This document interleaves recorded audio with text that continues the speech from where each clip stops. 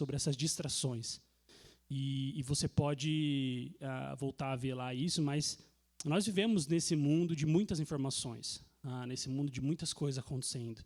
Então, nossa cabeça está pensando em muitas coisas. E o culto sendo domingo faz a gente já pensar no checklist ou nas coisas que a gente tem que fazer na semana, né? Então, a gente já está pensando que amanhã eu tenho que acordar às 7, talvez às 6, talvez às 5, para eu conseguir dar conta do meu trabalho. Eu tenho que fazer isso, e eu não vou parar às 6, eu vou parar às 8, às 9.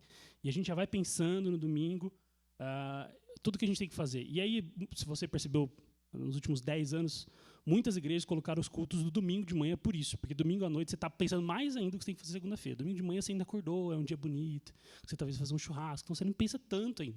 Então as igrejas, estrategicamente, têm colocado o culto para de manhã por isso. Não é só pela comodidade, né? É realmente para a sua cabeça estar um pouco mais ali no culto. Né? E pensando sobre essa questão da distração, a gente tem visto que não é só a igreja que tem falado sobre isso, né? A ciência tem falado sobre isso. Tem um neurocientista, não vou ficar falando o nome da galera aqui, porque é um nome difícil, depois você procura na internet aí. Mas tem um neurocientista que vai falar isso, que a constante multitarefas, né, que a gente tem, o excesso de informação, prejudica a nossa capacidade de concentração profunda e bem-estar da nossa mente. Tem um outro filósofo, e aí é um coreano, né, mais difícil ainda de falar o nome, mas ele escreveu um livro que chama Sociedade do Cansaço. Um livro que mostra essa exaustão que a gente está. Essa exaustão de informação, essa exaustão de tarefas, essa exaustão de entregas, uma alta performance, uma alta produção. E ele vai falando que é exatamente isso. Isso resulta em um cansaço da alma, em um esgotamento e numa capacidade de se conectar. Outra psiquiatra americana vai falar que a gente, que na verdade ela fala dos Estados Unidos isso, mas a gente não está tão diferente, da nação dopamina, né? Dessa dopamina que a gente quer rápido e coisas muito rápidas. E aí eu estou aqui olhando para a Gi, aqui, minha terapeuta, e quantas vezes eu falei da dopamina, né? Depois vocês não precisam perguntar todos os podres, não, que ela sabe vários. Mas é muito legal, porque legal e ruim, né? Porque eu também sei do meu vício na dopamina, né? E do celular. Então a gente teve um problema na live aí que a gente nem falou, né? Desculpa aí, pessoal da live, nem avisei que nós estamos só no celular, no 5G ali. E aí a gente está nesse problema faz 20 minutos tentando resolver e minha cabeça está aqui, preciso resolver isso aqui, mas eu preciso pregar também, eu estou pregando sobre distração, né? Como está difícil. E aí, vou pegar o celular e ver como está, e meu celular está lá para fazer a live, e a cabeça fica meio fritando, né? E a gente está nesse momento de tentar resolver tudo e tentar fazer muitas coisas, e a gente vai vendo como isso vai nos afastando muitas vezes de conectar, de fazer uma coisa por inteiro, de fazer uma coisa direto. E por que a gente está falando sobre isso? Eu quero ler um texto com você, ainda bem que vem pedindo a Bíblia, né? Se viesse pedindo um joguinho, estava pior, né? Veio pedindo celular, mas veio pedindo a Bíblia, tá bom. Eu quero ler um texto com você, e aí, para entender o porquê que eu estou falando muito sobre essa questão da distração, e o como que isso afeta e afasta a gente de conectar com as pessoas e entender o momento que a gente vive. Eu vou ler com você Lucas 10, versículo 38, um texto muito conhecido, que muitas vezes também a gente, na correria, passa desapercebido aí dos detalhes do texto, né?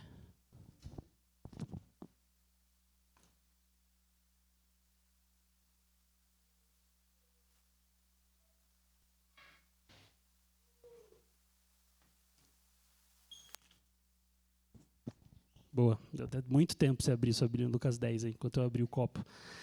Lucas 10, versículo 38, a gente vai ler apenas alguns versículos até o 42. Jesus e seus discípulos seguiram viagem e chegaram a um povoado, onde uma mulher chamada Marta os recebeu em sua casa. Sua irmã Maria sentou-se aos pés de Jesus e ouvia o que ele ensinava. Marta, porém, estava ocupada com seus muitos afazeres. Foi a Jesus e disse: Senhor, não incomoda que minha irmã fique aí sentada enquanto eu faço todo o trabalho? Diga-lhe que venha me ajudar. Mas o Senhor respondeu: Marta, Marta, você se preocupa e se inquieta com todos esses detalhes. Apenas uma coisa é necessária. Quanto a Maria, ela fez a escolha certa, e ninguém tomará isso dela. Amém. Esse é um texto muito conhecido. A gente acho que cantou semana passada ou retrasada, a música A Boa Parte. E a gente fala muito sobre esse texto, né, na questão do serviço. E tenho tentado entender o caso da Marta e da Maria aqui, que são duas irmãs. Pelo jeito, né, irmãs de uma simples, não eram pessoas muito ricas. E elas vão receber aqui Jesus e os 12 discípulos, pelo menos. Então, pelo menos 13 pessoas chegaram de última hora na casa dela. E você que recebe pessoas sabe a dificuldade que é receber gente, né? A gente sabe tudo que a gente fica preocupado em quando a gente vai receber alguém. Então, a gente se preocupa com o que a gente vai comer, a gente se preocupa com a casa organizada, a gente se preocupa em arrumar a mesa, a gente se preocupa em colocar uma louça bonita, aquela louça que a gente nunca usa no dia a dia, aquela louça especial, a gente se preocupa com tudo isso. E esses todos os afazeres. E aí, precisa sentar 12 pessoas. Nenhuma casa, eu acho que aqui ninguém tem, uma casa que tem uma mesa para mais de 12 pessoas. Né? Mas aqui a Marta vai lá, arruma, organiza, e ela está pensando nisso, e está nessa correria. Ao mesmo tempo tem sua irmã que se senta aos pés de Jesus e começa a ouvir ele. Eu fico imaginando a crise, e muitas vezes me coloco nessa crise da Marta, do que fica servindo e fazendo as coisas, e meu Deus, e a pessoa não faz nada, e está sentada lá só esperando o culto começar. E você talvez já se colocou nessa posição, né? Pô, você estava aqui pensando, estava aqui arrumando café, estava aqui fazendo um monte de coisa. A pessoa chegou 10h40, sentou aqui, chegou no ar-condicionado, conseguiu achar uma vaga perto, nem teve problema para achar vaga. Olha que benção, né? Ela é muito mais abençoada que eu. E a gente vive nessa crise. E a gente vive nessa crise do fazer, do fazer, do fazer. Mas quando a gente olha para Marta, e eu quero olhar bem aqui para as duas personagens dessa história, para talvez a gente se colocar nessa história também como uma delas. Né? Talvez você já pensou, né, no seu irmão, na sua irmã de sangue mesmo, e você falou assim, não, eu sou a Marta em casa, minha irmã é a Maria. Sempre tem, toda a família tem. A irmã que é um pouquinho mais calma, mais folgada, né? A gente acha às vezes que é folgada, e está sempre sentada. Tem a irmã que sempre tem que levantar e fazer as coisas. Lá em casa a gente também vive isso. É que muitas vezes eu sou mais folgado. Mas a minha irmã também, a gente reveza. Cada semana, um está mais ativo, outro está mais calmo. E a gente vai fazendo isso. Ontem eu fui na casa da minha irmã, e aí ela era ativa, né? Ela estava recebendo. Quando ela vai na minha casa, ela também não faz nada. Então a gente tá tudo certo, né? A gente vai se entendendo. Mas aqui as irmãs não se entenderam, né? Porque as duas estavam recebendo Jesus, um cara importante da época, né? Um profeta, um mestre. Elas não sabiam que ele era o Salvador ainda. E elas estavam encontrando com ele e conversando e querendo ouvir ele.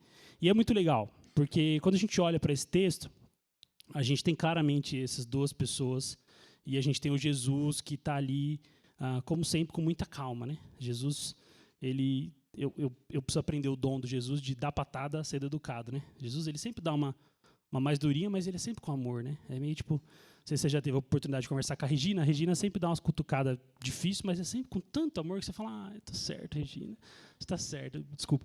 Mas é isso, sim, Jesus tem esse dom, assim, de muitas vezes ser direto e ser assertivo, mas sempre em amor. E mais uma vez é que isso acontece. Voltando, né? A gente vê a Marta e a gente se coloca nessa cultura do estar muito ocupado. E aí estar muito ocupado quase virou um status social nosso, né? Porque a gente gosta de sentar e falar para os nossos amigos tudo que a gente tem que fazer.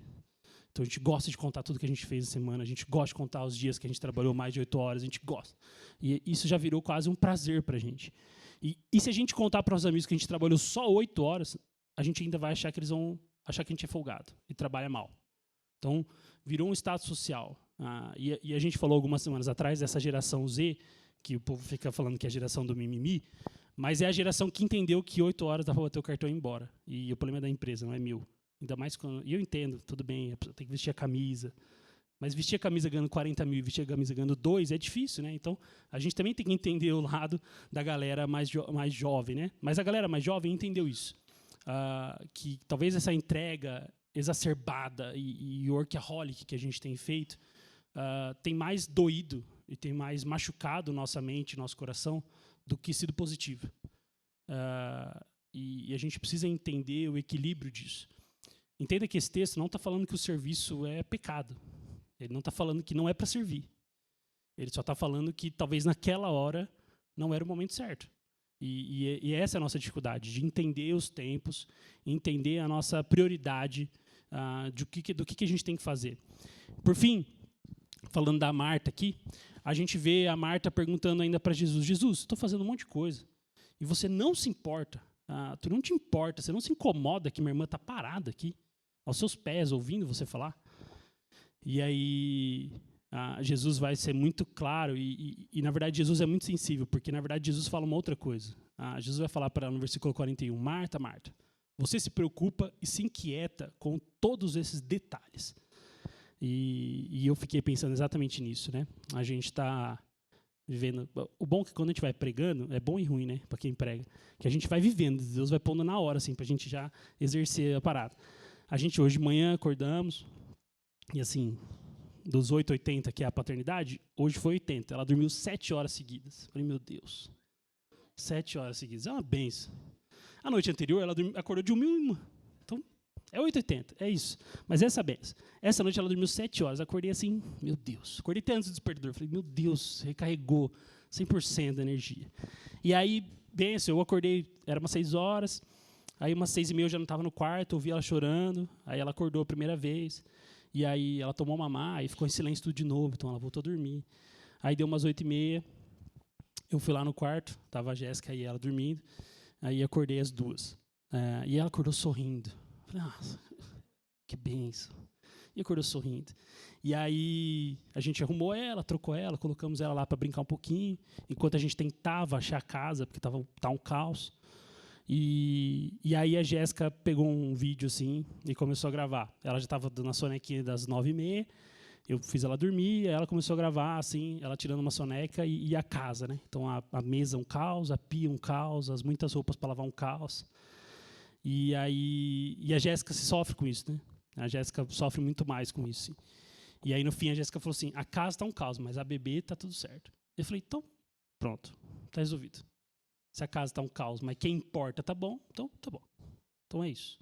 Que às vezes a gente fica tão preocupado com as muitas tarefas que a gente faz e a gente esquece do que é essencial, que é o que a Marta e a Maria estão discutindo aqui. O que é essencial? Servir uma boa mesa com todos os detalhes da casa e tudo muito bonito, ou estar com Jesus na mesa? O que era o essencial para esse momento? Não quer dizer, mais uma vez, que não precisa arrumar mesa. Não quer dizer que todo domingo de ceia a gente arruma mesa. Não quer dizer isso, mas quer dizer que no momento o mais importante era estar com Jesus. E o Jesus fala isso para Marta. Marta, você está preocupada com detalhes. Você está preocupada e inquieta com esses detalhes. E nós somos a geração do inquieto, né? Se a gente está sentado, a gente está balançando a perninha, pensando em muitas coisas. Então, eu sou proibido de balançar a perna porque quase derruba água aqui, porque eu tenho essa dificuldade. Então, a gente está lá conversando com as pessoas, eu estou com a perninha aqui, ou estralando o dedo, ou coçando. A gente precisa fazer várias coisas ao mesmo tempo. E isso é muito ruim. Porque a gente está preocupado e muitas vezes a gente para de olhar para as pessoas. E aí uma palavra que veio no meu coração essa semana, e na verdade tem algumas semanas, faz muito tempo que eu não posto nada no Instagram, mas eu postei um negócio sobre contemplação. E fiz uma enquete lá. Qual foi a última vez que você parou para contemplar algo? Qual foi a última vez que você parou para olhar para o céu? Qual foi a última vez que você viu se a nuvem está parecendo um elefante, se está parecendo um jacaré? Qual foi a última vez que você conseguiu parar, sentar no parque, na grama do parque, e olhar o céu? Qual foi a última vez que você fez isso com seus filhos? Que talvez a última vez que você fez foi com seus pais, quando você era uma criança. E os filhos fazem a gente voltar a talvez fazer um pouco isso. E depois eles vão ficando mais velhos, e eles também não gostam de mais ir para o parque, e a gente não vai mais. Mas qual foi a última vez que a gente contemplou a vida? Contemplou os lugares que a gente passou e ficou um tempo em silêncio. Eu voltei nesse assunto, né? Esse assunto me veio à cabeça porque tem uma propaganda da Vivo, não sei se você já viu essa campanha da Vivo, tem lá no Instagram deles. É com uma atriz, eu acho que Denise Fraga, uma atriz mais antiga, assim, e ela para na rua as pessoas e fala exatamente isso. Ela está no meio de um calçadão, não sei se é Rio de Janeiro ou em São Paulo, mas no meio de um calçadão lá, que é uma correria, as pessoas passam tudo meio correndo, e aí eles só são abordados pelo pessoal do Greenpeace, que quer fazer uma entrevista, né? Nunca é uma abordagem boa, e ela aborda as pessoas, e ela fala isso. E o nome da campanha chama A Vida Convida. E um desses textos é exatamente isso. A vida convida a contemplar. A vida te convida a parar 1 minuto e olhar as pessoas passando na rua. 1 minuto e ver se a roupa da pessoa é verde, ou se a roupa da pessoa é rosa, ou se é preto. Quantas vezes a gente tem feito isso? E o que isso tem a ver com esse texto?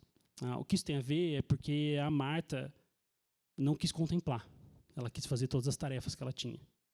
A Marta não quis parar o tempo dela para contemplar Jesus, para se entregar para Jesus ali, mesmo sabendo tudo que ela tinha para fazer, a sentar aos pés de Jesus e ouvir tudo que ele tinha para ensinar.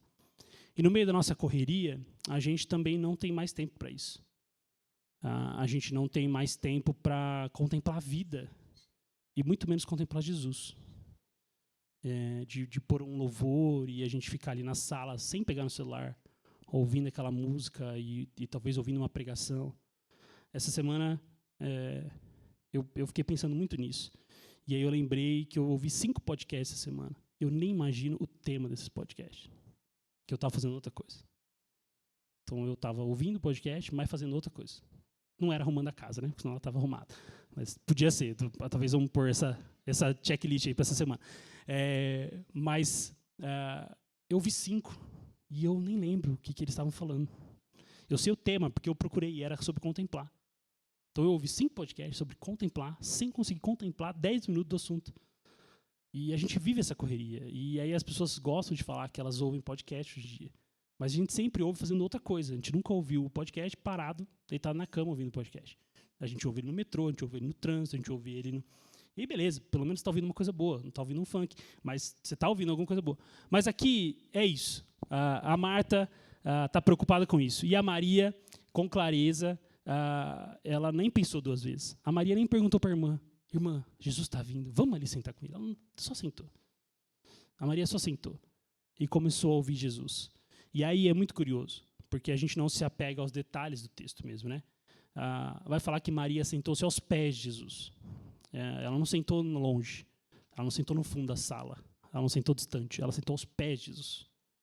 Um sinal de reverência, mas ao mesmo tempo de eu preciso te ouvir, deixa eu te ouvir de perto.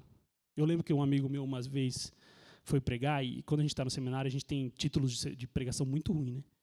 E aí o título da pregação dele era O Cheiro de Jesus. O cheiro de Jesus, o que é isso? Mas era exatamente isso, para falar exatamente isso. Jesus estava sempre muito perto das pessoas. E quem eu queria ouvir Jesus sentia o cheiro dele. Não tinha microfone. Ele não era o Dumbledore que punha a varinha e falava alto. Não era. Ele falava perto das pessoas. Ele conversava num a um. Ele conversava na mesa. Ele conversava pregando e ensinando as pessoas que estavam aos pés dele. E aqui Maria faz isso. E o legal também do texto é que vai falar mais um detalhe. Que Maria ouvia o que ele ensinava. E o termo aqui do ouvia, nesse termo grego, que eu não sou bom, mas procurei sobre isso, é um termo mais do que só escutar. É um termo mais do que só, estou ali ouvindo e fazendo outras coisas. Porque a Marta também conseguia ouvir enquanto ela fazia. A casa era pequena, a casa não era grande. Então ela conseguia arrumar os pratos, arrumar comida e ouvir Jesus. Mas não, a Maria sentava aqui e ela realmente ouvia. E Maria queria realmente aprender. E Maria queria realmente ser transformada. E aqui a gente vê a diferença de quem resolveu contemplar e na contemplação encontrou paz e encontrou a boa parte. E a gente vê quem resolveu não contemplar no meio da sua correria e se perdeu na história. E está brava. E o pior de estar brava, ela ainda começa a ver problema nos outros. Então, ela, além de tudo, ela começa a ver que a irmã não está fazendo. Não é nem tá muita coisa para mim, está pesado. Porque tu tem que ter uma relação, um casamento, você sabe disso. Sempre quando está muito pesado para você, você vê o problema do outro. Você vê o que o outro não está fazendo. Então, a gente tem essa crise. Nossa, a Jéssica está falando que a casa está desarrumada, mas ela não lava a louça tem 5 dias. Eu falo, tá bom, mas ela está amamentando há 2 meses, então não dá para eu cobrar ela de lavar a louça 5 dias.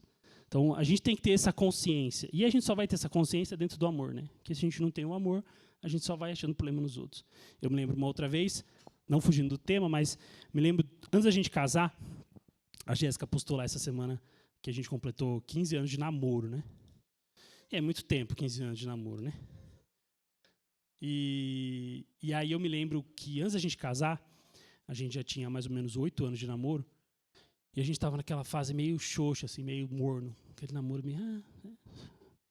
E aí eu estava prestes ou a terminar ou a pedir em casamento. Estava literalmente nesse momento, assim, ou termino ou vamos para o próximo passo, que só isso aqui está ruim.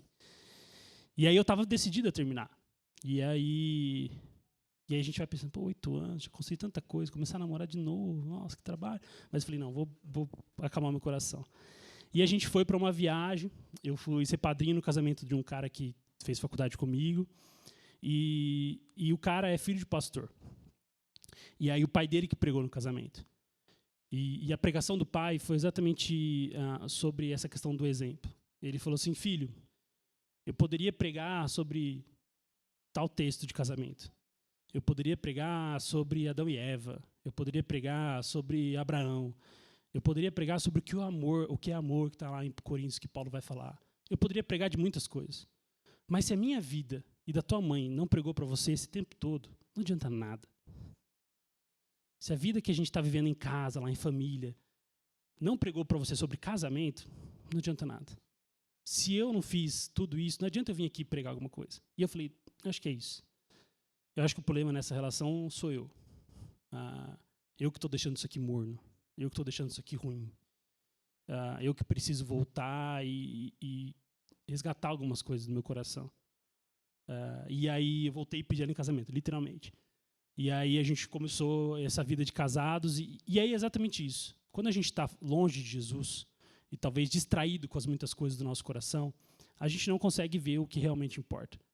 Aqui a Maria conseguiu ver isso. E Jesus a abençoou por isso. Jesus a honrou por isso. Ele vai falar no versículo 42. Apenas uma coisa é necessária. Quanto a Maria, ela fez a escolha certa. E ninguém tomará isso dela. E aí, o que é isso, né? A escolha certa. Uma coisa necessária. Porque não tem um texto, né? O texto aqui não é tão direto com a palavra, né? A escolha certa é. Mas eu entendi que a escolha certa nesse momento da nossa vida é contemplar.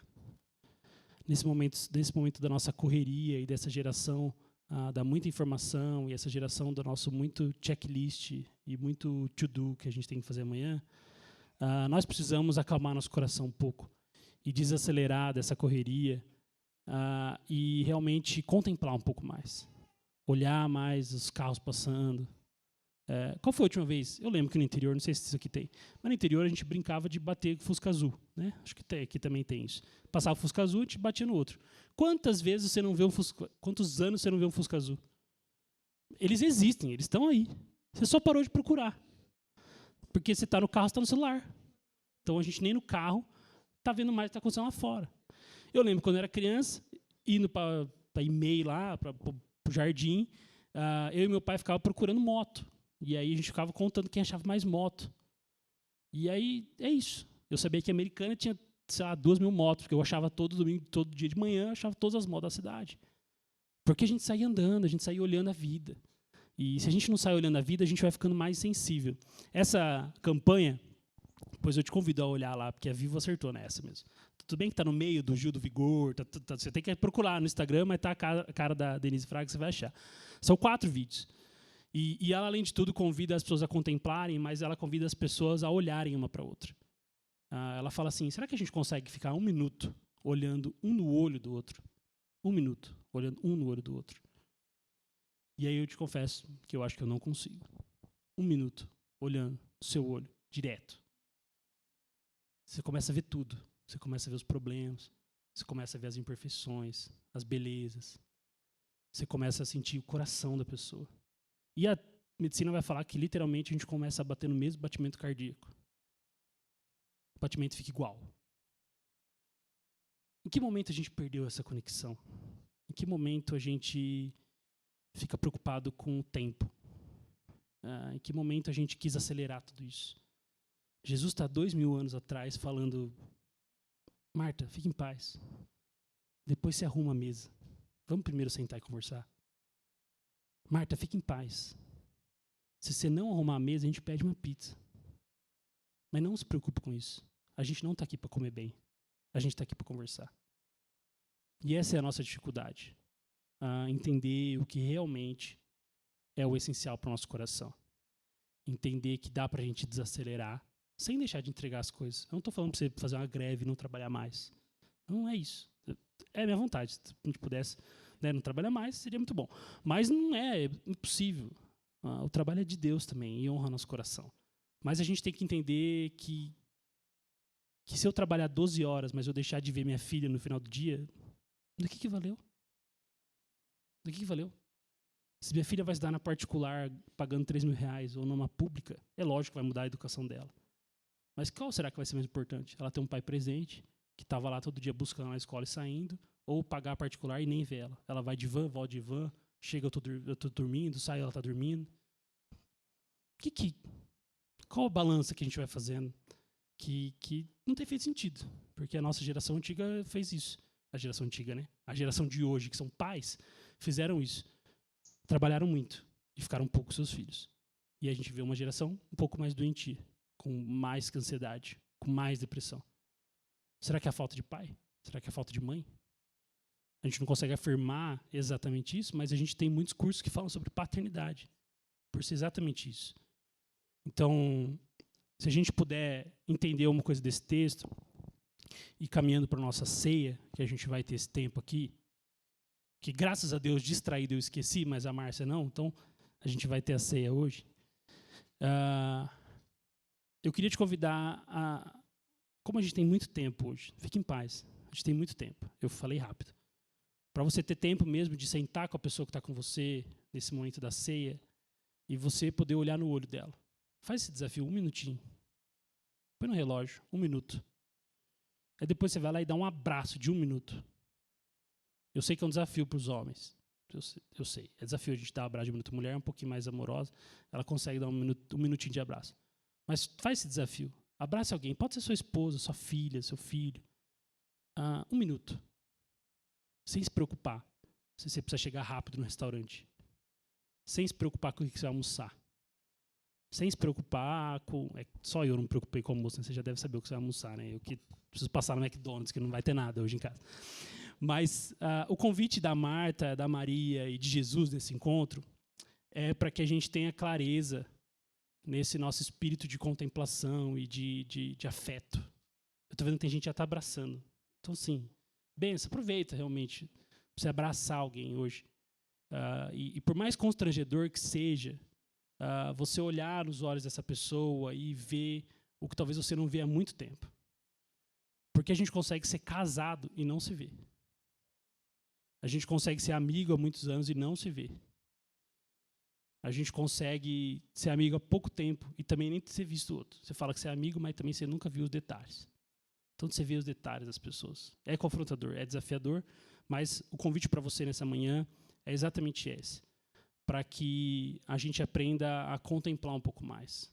Um encontro com Jesus que parecia ser algo simples, são 5 versículos, nos relembram sobre isso. A vida nos convida a contemplar. E a nossa vida é Cristo, então Cristo nos convida a contemplar. Cristo nos convida a acalmar nosso coração, a dedicar tempo ao outro, a dedicar tempo a nós. No primeiro vídeo dessa série aí da campanha, ela mostrando um espelho e a pessoa se olhando. E aí todo mundo tem uma reação ruim ao se ver no espelho. Nenhuma das pessoas lá fala, nossa, que legal, me vi. Todo mundo fala, nossa, faz tempo que eu não me vejo. Ou, nossa, como você está diferente. Nossa, quanto tempo que a gente não se vê. E na nossa correria e na nossa muita informação, a gente parou de ver as pessoas. Jesus, em muitos momentos, ele vai falar para as pessoas, para os seus discípulos, parem de ter pressa, parem de ser ansiosos. Olhe as aves dos céus, olhe os lírios do campo, olhe as coisas. Quanto tempo que você não vê um lírio? Eu nem sei o que é um lírio, mas tá bom. Quanto tempo você não vê uma árvore? Fica difícil, né? Eu falei do lírio, nem sei qual é o lírio para identificar um lírio, se eu já vi ele. Mas quanto tempo você não vê uma bananeira? Bananeira todo mundo sabe o que é, né? Quanto tempo você não vê um arbusto? Ou quanto tempo você não vê aquela planta de plástico, cara? Há quanto tempo a gente não olha na janela da nossa casa? A gente aqui de São Paulo vê menos pôr do sol bonito, né? Que normalmente está meio nublado. Mas eu lembro que no interior a gente voltava e era muito legal porque o pôr do sol é quase quando a gente deveria terminar de trabalhar, né? Lá para 5, 6 horas. Então a gente sempre estava na estrada e na rodovia lá e tinha um pôr do sol assim maravilhoso. E a gente voltava para casa cansado, mas ao mesmo tempo você olhava voltando e falava, putz, que pôr do sol bonito. Que coisa legal. E é incrível como um pôr do sol te renova algumas coisas. Não sei se você já teve essa oportunidade de estar cansado, meio caótico, e ver um pôr do sol. Uma coisa que acontece em 20 segundos. 20 segundos. Você olhar aquilo lá, e as muitas cores, e o céu laranja. Quando foi a última vez que você contemplou a vida? Qual foi a última vez? Eu fiz essa enquete lá no meu Instagram. E eu ia procurar aqui de última hora também o resultado dela, mas meu celular estava na live. Mas eu me lembro que umas 8 pessoas responderam. Nem imagino quando foi a última vez que eu contemplei. Não sei qual foi a última vez. Não sei qual foi a última vez que eu vi uma coisa 100%. A gente tem um desafio de deixar o celular de lado um pouco e se tornar mais inteiro nas coisas, né? Eu tenho esse desafio, confesso a vocês. O celular, para mim, é algo presente na minha vida, assim. Então, se eu estiver na mesa com você, eu vou estar olhando o celular. E agora tem a desculpa, né? Que vai que minha esposa ligou, que deu alguma coisa ruim. Tem uma desculpa boa, pelo menos. Mas não. Sexta-feira a gente foi almoçar. Fui almoçar com 2 irmãos. E era um almoço que era para ser 1 hora, a gente ficou 3h30. E aí, deu umas 2 horas, eu fui olhar o celular a primeira vez. Falei, nossa, a Jéssica deve estar louca me ligando aqui. Olhei o celular, não tinha nenhuma mensagem, nenhuma ligação. Estava tudo certo. Mas a nossa cabeça está lá, meu Deus, será que está tudo certo? Será? E se? Se ele assistiu divertidamente, da crise da ansiedade, é o e se, né? É muitos e se's. Então, e se acontecer isso? Nossa, e se bater o carro? Meu Deus, e se alguém roubou meu carro ali fora? E nada vai acontecer. E nada nem está tão caótico como você está achando. Está tudo certo. Deus está no controle. A gente usa essa frase muito, né? Deus está no controle. E a gente nunca acredita nela. É a frase talvez que a gente mais usa e a frase que a gente menos acredita. Porque se ele está no controle, vai dar tudo certo. Por mais que pareça que vai dar errado. Mas vai dar tudo certo. Então, eu quero te convidar nessa manhã a gente ter esse momento de ceia. E antes a gente vai cantar uma música. Vamos cantar antes a música, que é para quebrar aqui a galera. A gente vai cantar uma música muito conhecida e que a gente cantou muito. A gente até enjoou dela, ficou um tempo sem cantar, né? Mas ela é muito boa, chama Bondade de Deus. Você já ouviu muitas vezes e a gente quer te convidar a cantar essa música. Pode ficar sentado aí. Mas a gente quer cantar sobre a bondade de Deus e que ela nos segue. E que independente de onde a gente for, ela vai com a gente. E esse carinho de Deus por nós é isso. E a gente precisa ter os olhos atentos para enxergar isso. Para enxergar e para conseguir contemplar tudo que o Senhor tem feito em nossa vida. Contemplar todas as bênçãos que Ele tem feito. Contemplar todos os desafios que Ele tem nos dado.